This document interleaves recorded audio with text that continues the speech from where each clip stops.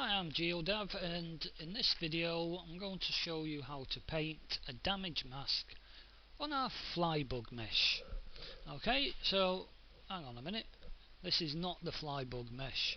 No, you're quite right, this is the opening screen of a program called Blacksmith 3D Paint Freeware.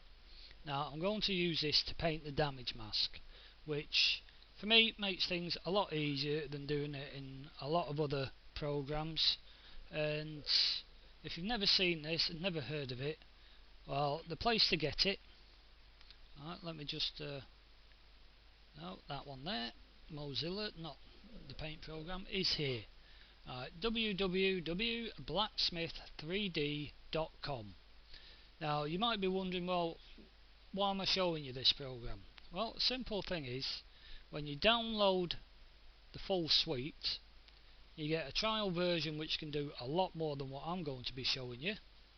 Okay, can do a lot more, but as part of the suite, you get the free version of this 3D paint program.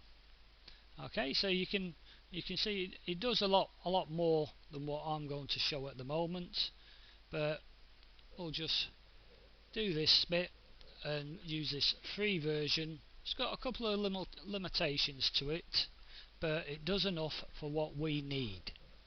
Okay, so the first thing we need to do is get rid of this and get our mesh in. So click on File, Import. Now as you can see here, here's a list of my OBJ files. Now in all my video tutorials I've stated that I export the mesh as an OBJ. And you might have been wondering why. Well, this is why.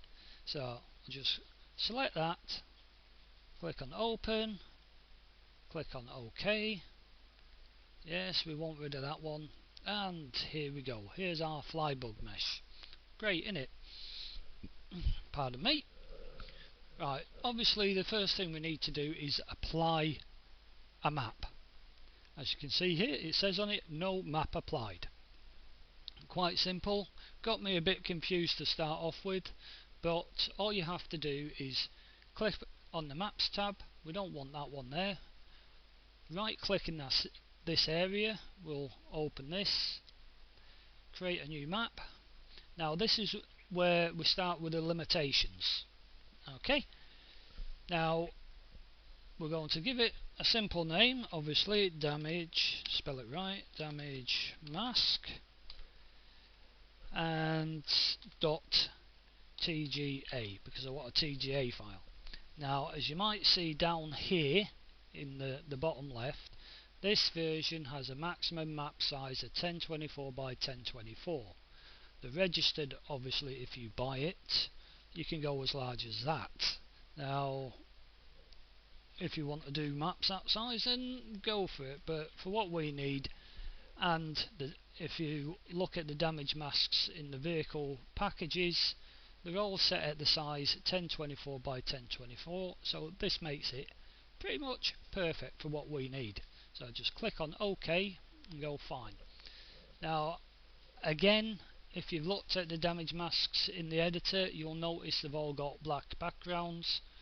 Painting this black would be a little bit difficult. You probably can do it, but I haven't sussed that.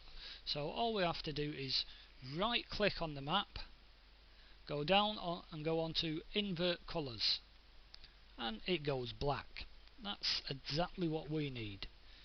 Now the next thing we want, now I'd like to work in the top view for this, so just click up here, click on the top view, and there we are. Nice top view there. Now as you can see, there's still no map applied. So if there's no map applied, we can't paint on it. So the way we apply a map is click here on the tab to Manager, open the materials, click on that little arrow there, and you get this little window come up. All we have to do is in the colour channel, click on there, pick our damage mask, and there we go, it's all turned black, which is what we want, because then we know our map's applied to it. So what do we do now? Well, first thing I do is switch these colours around, so black is our background colour, and then we go on to the paintbrush tool. Now clicking on that changes this bit over here to the tool selection. Now obviously a lot of paint programs are quite similar to this: size, strength, hardness, spacing, density. I think I'll try turning that down for this one. It's flashing at me, telling me all sorts of things, reminding me to save it. That's the version has only that size of map, so we'll do that.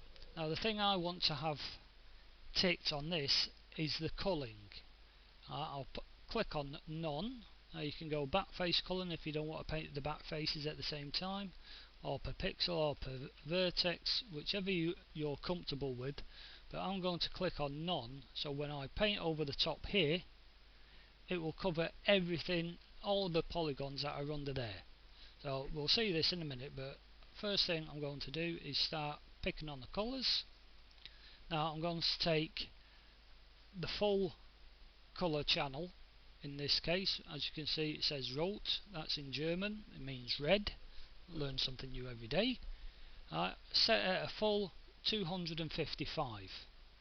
Now I've noticed with the damage masks that they do tend to seem, far as I'm concerned, to use what I would say the full colours, e.g. well, maybe not so much full colours but full range. I'd go for the 255s or the 128 versions of that colour channel.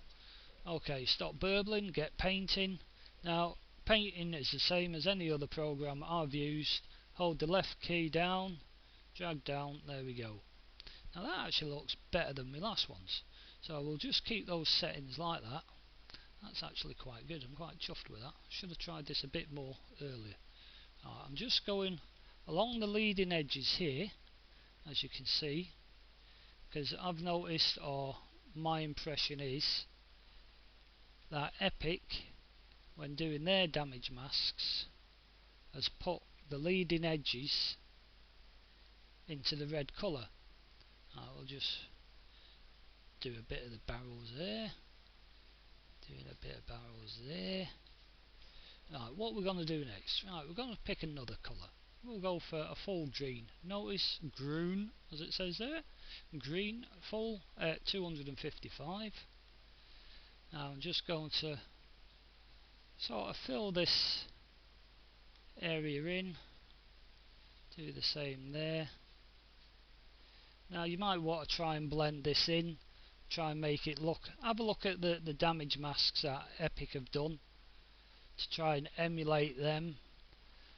Why they choose these colours? Well, I'll be very honest with you, I am not certain. I'm not privy to all the information that Epic gives out. So as you can see, it sticks every now and then.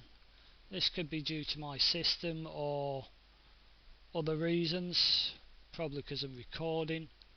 As you can see there, I'm doing that. Now the next I'm going to do is a nice full blue. I see blau 225, that's blue. I think you can guess that, can't you? Yeah. It's seized a little bit again. Come on, here we go. Now I'm just running across here, up and down,